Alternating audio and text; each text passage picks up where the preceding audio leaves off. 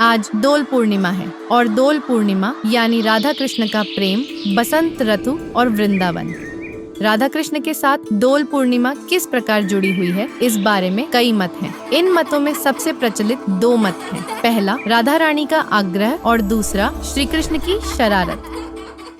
कहा जाता है कि वृंदावन एक ऐसी जगह थी जहाँ सदा शांति बनी रहती थी। कोई अमंगल की छाया वहाँ कभी प्रवेश नहीं कर सकती थी और अगर कभी आई भी तो श्री कृष्ण के कारण वह वृंदावन वासियों का कुछ भी अहित नहीं कर पाई। भगवान श्री कृष्ण का यह वृंदावन पूरे वर्ष सुंदर बना रहता था, लेकिन इसका सौंदर्य बसंत ऋतु में और भी बढ़ जाता था। इस समय वृंदावन एक नई छटा में सज उठता था। चारों ओर रंग बिरंगे फूल खिल उठते, हरियाली छा जाती। इसी बसंत ऋतु में बसंत पंचमी के दिन श्री कृष्ण अपनी राधा रानी से मिलने गए। एक सुंदर वन में राधा रानी उनकी प्रतीक्षा कर रही थी। उधर श्री कृष्ण अपनी बंसी लिए उस वन की ओर चल पड़े। इधर राधा रानी वन में घूम घूम कर विभिन्न पेड़ों से फूल चुन रही थी ताकि अपने कृष्ण के लिए एक सुंदर माला गूंथ सके। राधा रानी ने फूलों से एक सुंदर टोकरी भर ली और फिर नदी के किनारे एक वृक्ष के नीचे जाकर बैठ गईं। इसके बाद उन्होंने माला गूंथनी शुरू कर दी। चारों ओर से कोयल की मधुर आवाजें आ रही थीं, जिनके साथ वे भी धीरे धीरे गुनगुनाने लगीं। इसी बीच श्री कृष्ण भी वहां पहुंच चुके थे। वे एक वृक्ष की ओट में छिपकर अपनी राधा रानी को निहारने लगे। अंततः जब राधा रानी की माला पूरी हो गई तो वे अपने कृष्ण की प्रतीक्षा करने लगी, लेकिन कृष्ण सब कुछ जानते हुए भी उनके सामने नहीं आए। वे छिपे रहे। इधर राधा रानी व्याकुल हो उठी। वे इधर उधर देखकर अपने कृष्ण को ढूंढने लगी, लेकिन उन्हें कहीं भी नहीं देख सकी। उनके चेहरे की हंसी गायब हो गई। तभी अचानक उन्होंने कहीं से बंसी की मधुर धुन सुनी। वे समझ गईं कि उनके कृष्ण आ चुके हैं। उनके चेहरे पर फिर से मुस्कान लौट आई। राधा रानी माला लेकर उठी और कृष्ण कृष्ण कहते हुए उन्हें खोजने लगी, लेकिन वे कहीं भी कृष्ण को देख नहीं सकी। उधर भगवान श्री कृष्ण शरारत के मूड में थे। वे अपनी बंसी बजाते हुए कभी इधर कभी उधर छिप जाते। राधा रानी उन्हें पकड़ने के लिए इधर उधर दौड़ती रही। कुछ समय बाद जब वे कृष्ण को कहीं नहीं देख सकी तो उन्होंने अपनी माला अपने आंचल में बांध ली और रोते हुए अपने घर की ओर चल पड़ी। तभी चलते चलते वे एक पत्थर से ठोकर खाकर गिरने ही वाली थी कि किसी ने उन्हें पीछे से थाम लिया। राधा रानी ने पीछे मुड़कर देखा तो पाया कि यह कोई और नहीं बल्कि स्वयं उनके कृष्ण थे। भगवान कृष्ण उनकी ओर देखकर मुस्कुरा रहे थे, लेकिन राधा रानी ने उनसे रूठकर अपना मुंह फेर लिया। कृष्ण ने कहा, क्या हुआ राधा रानी? जिसे पाने के लिए तुम इतनी व्याकुल थी वह अब तुम्हारे सामने है और तुम मुंह फेर रही हो। राधा रानी ने कहा, मैं मुंह फेर रही हूँ? मैं तुम्हारी वजह से मैं अभी गिर ही जाती, मुझे चोट लग जाती और तुम यह देखकर बहुत खुश होते हैं ना? कृष्ण बोले, मैं तुम्हें कभी भी चोट लगने नहीं देता। राधा रानी ने नाराज होकर कहा,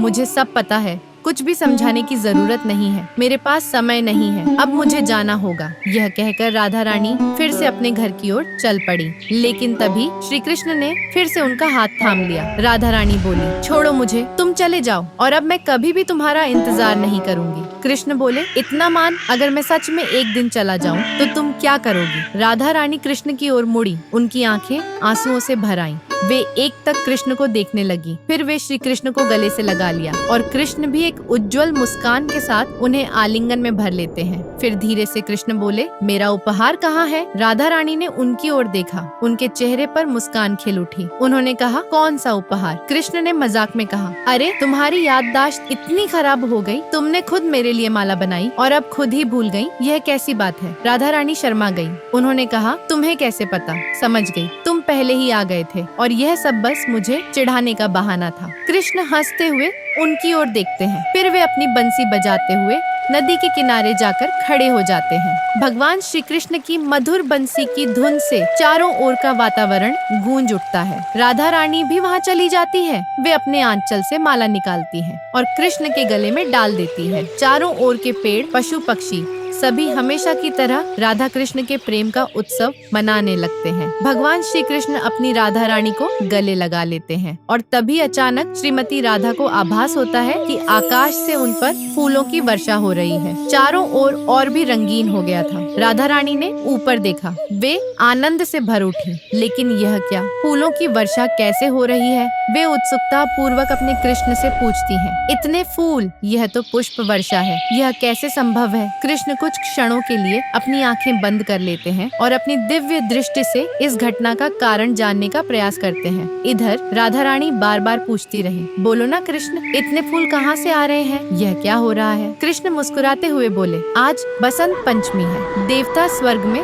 रंगों का उत्सव मना रहे हैं। कृष्ण की यह बात सुनते ही राधा रानी तुरंत बोल उठी, रंगों का उत्सव, यह तो बहुत ही सुंदर है। कृष्ण के पास जाकर उनका हाथ पकड़कर राधा रानी जिद करने लगी, हम भी रंग खेलेंगे, अभी चलो कृष्ण। लेकिन भगवान श्री कृष्ण उन्हें रोकते हुए बोले, नहीं राधा रानी, आज हमारे रंग खेलने का सही समय नहीं है। राधा रानी चुप रही, फिर धीरे से बोली, क्या मैं कभी तुमसे कोई जिद करती हूँ? आज की तो तुमने उसे भी ठुकरा दिया। कृष्ण उनका मान दूर करने के लिए बोले, हम रंग खेलेंगे, मैं वादा करता हूँ। राधा रानी के चेहरे पर फिर से मुस्कान खेल उठी। कृष्ण बोले, लेकिन आज नहीं, आज का दिन देवताओं के लिए है, हम किसी और दिन इसी तरह रंग खेलेंगे, हम चारों ओर रंगों से भर देंगे, यह मेरा वादा है। राधा रानी अपनी खुशी रोक नहीं पाई और कृष्ण को गले लगा लिया। आकाश से पुष्प वर्षा होने लगी। इसके बाद कृष्ण ने अपनी प्रिय राधा रानी की यह जिद फाल्गुन पूर्णिमा के दिन पूरी की। यही है राधा रानी की होली की जिद की कथा। लेकिन भगवान कृष्ण की होली से जुड़ी शिकायत की कथा क्या थी? उन्होंने शिकायत क्यों की थी?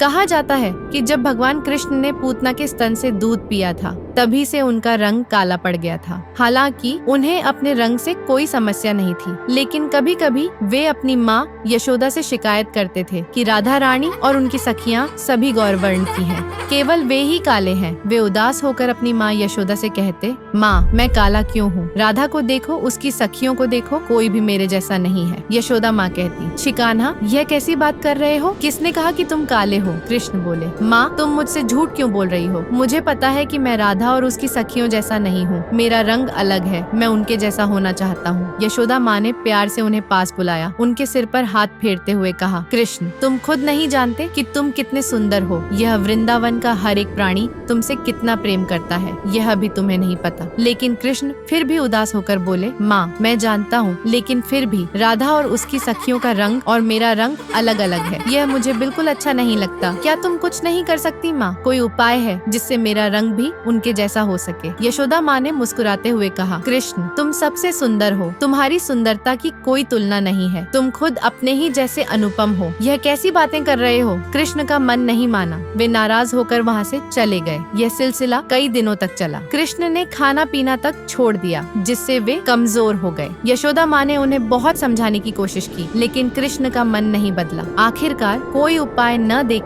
एक दिन यशोदा माँ ने कृष्ण को बुलाया। कृष्ण कमरे के अंदर से बोले, जब तक तुम कोई उपाय नहीं बताओगी, मैं न तो खाऊंगा न ही कमरे से बाहर निकलूंगा। यशोदा माँ ने कहा, मैंने उपाय ढूंढ लिया है। कृष्ण यह सुनते ही कृष्ण बिस्तर से उछलकर दरवाजा खोलते हुए बोले, क्या उपाय है? यशोदा माँ ने उन्हें पास बुलाकर बैठाया और कहा, कृष्ण सुनो, तुम्हारे रंग को बदलने का कोई उपाय मुझे नहीं पता। कृष्ण तुरंत खड़े हो गए। वे नाराज होकर अपनी माँ की ओर देखने लगे। उनकी आंखों से आंसू बहने लगे। यशोदा माँ हंसते हुए बोली, लेकिन मेरे पास एक और उपाय है। कृष्ण उत्सुकता से पास आकर बोले, क्या उपाय है? जल्दी बताओ। यशोदा माँ ने कहा, तुम चाहते हो कि राधा और उसकी सखियों का रंग और तुम्हारा रंग एक जैसा हो जाए, है ना? कृष्ण ने सिर हिलाकर हाँ कहा। यशोदा माँ ने कहा, तो फिर इसके लिए तुम्हें अपना रंग बदलने की क्या जरूरत है कृष्ण? तुम जाओ और जाकर राधा और उसकी सखियों को रंग में रंग दो, फिर सबका रंग एक जैसा हो जाएगा। कृष्ण खुशी से उछल पड़े और अपनी माँ को गले लगा लिया। उन्होंने तुरंत रंग इकट्ठा किए और अपने दोस्तों को बुलाकर राधा को रंगने के लिए निकल पड़े। उस समय राधा रानी और उनकी सखियां स्नान करके